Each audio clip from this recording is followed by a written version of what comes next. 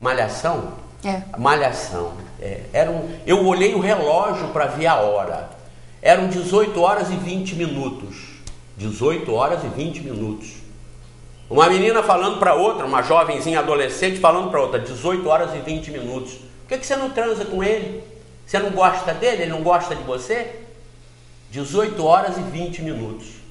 E eu pergunto para vocês, quem é que assiste isso e quem é que dá dinheiro e ibope para as televisões manterem isso? É o povo. É esse mesmo povo que reclama quando acontecem as tragédias. Claro, tem que reclamar, mas tem que refletir. Para que a tragédia? E não por quê. Para quê? Para fazer a modificação. Então, Fabrício, eu acho que, por exemplo, para ser um ateu convicto e um ateu útil, o importante não era ficar confrontando os erros das religiões, mas sim desenvolver argumentos a favor do ateísmo. Porque aí eu até divulgo aqui. Eu divulgo aqui, claro, eu não tenho medo disso, porque o meu compromisso é com Deus, é com a verdade, e não com o espiritismo como questão fechada. Não, eu desconfio disso aqui todo dia. Todo dia. Eu pesquiso e analiso as outras, acompanho as outras religiões, todo dia, para ver qual delas tem um argumento melhor. Os últimos argumentos que eu tenho visto delas recentemente são os de que, alertando os seus rebanhos para não ouvirem essas bobagens, para não saírem da palavra de Deus.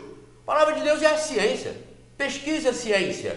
Porque eu tenho certeza que qualquer ateu que vá pesquisar a origem das coisas vai chegar a um acaso que criou tudo, que gerou tudo. Esse acaso é o Deus com outro nome.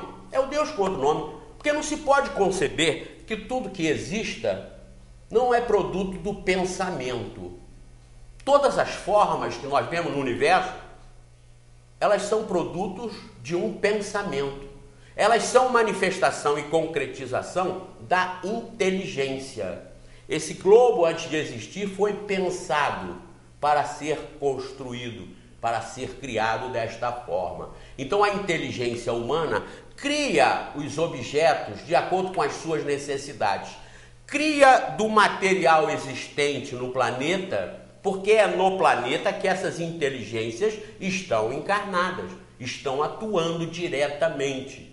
Então tudo que vocês veem, podem, da nossa roupa a todos os objetos que existem, eles são manifestação da inteligência dos espíritos encarnados, ou seja, a inteligência humana.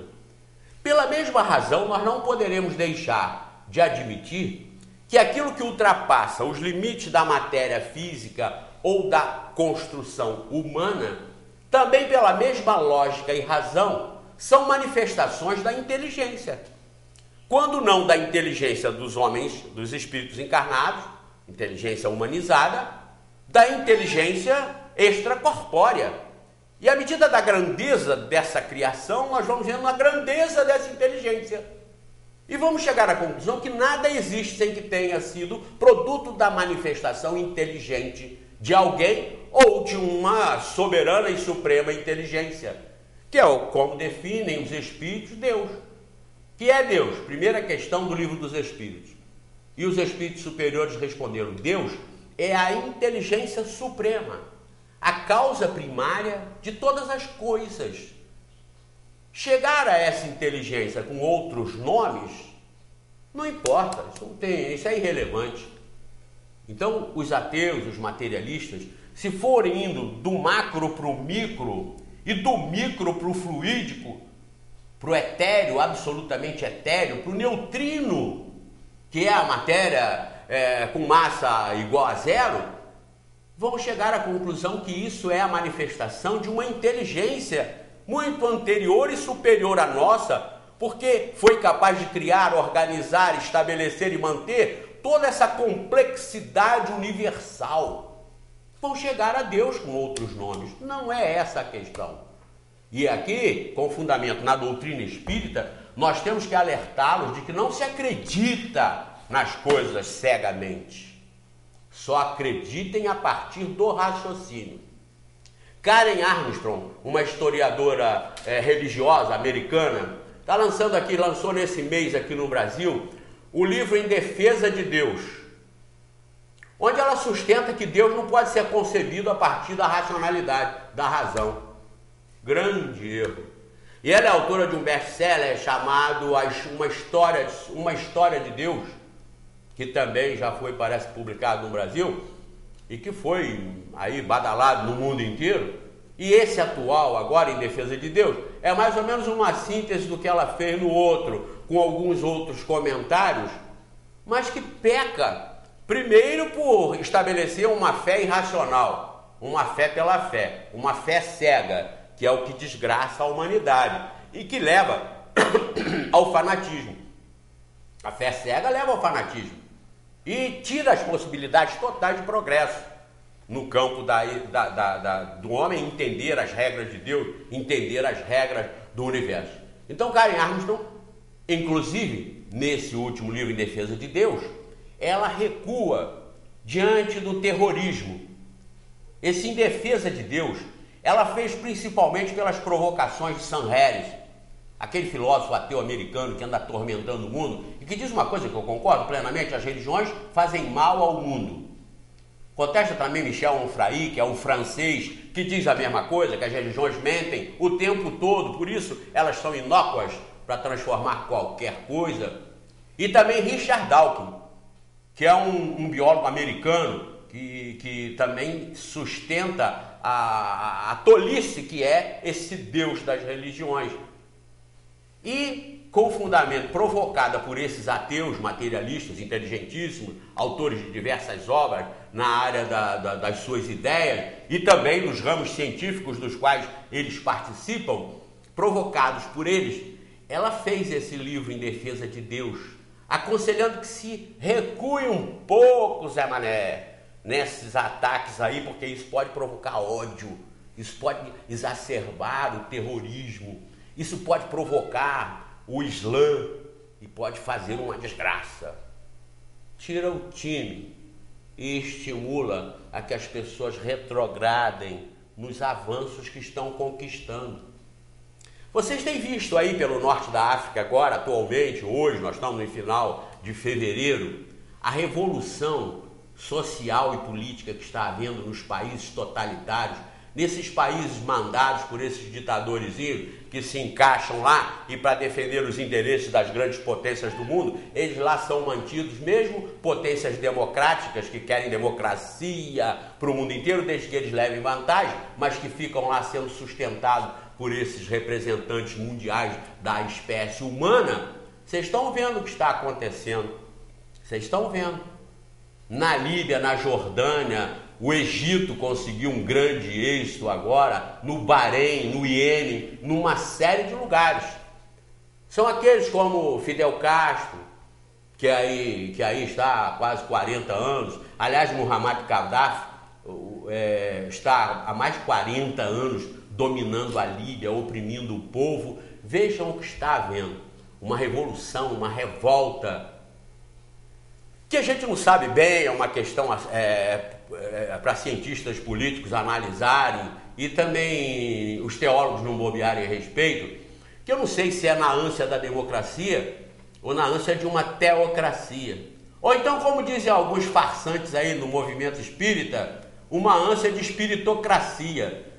Isso é apoiado pela Federação Espírita Brasileira, a espiritocracia. Hernani Santana fala isso lá num dos livros, no Universo sei lá, Vida, sei lá, mas tem lá uma revelação, entre aspas, desses farsantes que contaminam a palavra espírita por aí, dizendo que no final dos tempos não vai ser teocracia, não vai ser democracia, vai ser espiritocracia, onde eles dizem lá, guardem bem, isso aí é farsa, hein?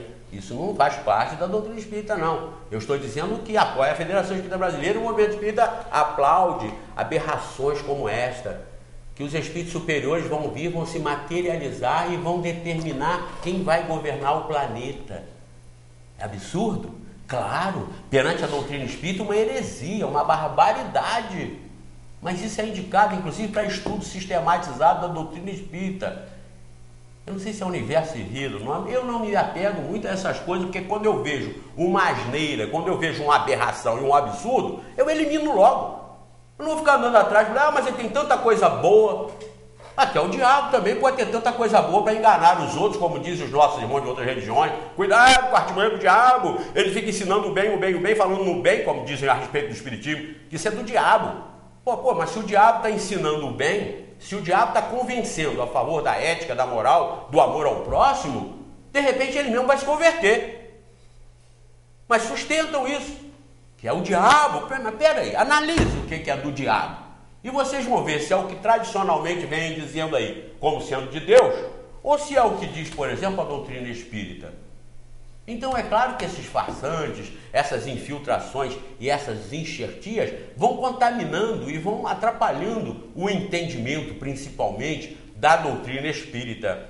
Mas quando a pesquisa, como eu estou dizendo, a ciência, como eu estou dizendo, vai levar à conclusão de que existe uma inteligência, e pela grandeza da obra, vocês vão ver a grandeza da inteligência, vai se chegar à conclusão de Deus. Então o que faz Karen Armstrong é fazer um amaciamento nisso que vai levar, fazendo uma conexão de uma coisa com outra, um levante contra essas ideias ridículas que são apresentadas em nome de Deus e que todo mundo aplaude, todo mundo se encaixa e todo mundo aceita como definição total. Então aí os ditadores, que sempre disseram a mesma coisa para aqueles povos que quanto mais ignorantes e sofridos, são levados a uma revolta que muda umas coisas.